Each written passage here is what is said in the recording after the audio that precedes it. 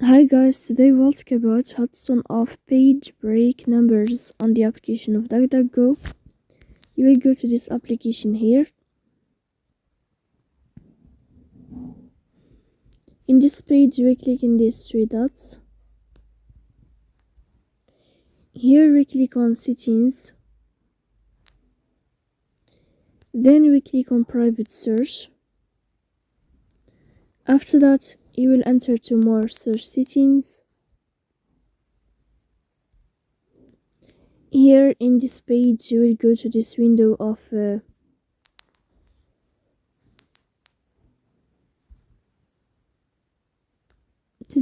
here as you see, and then you will find this sign. You will click.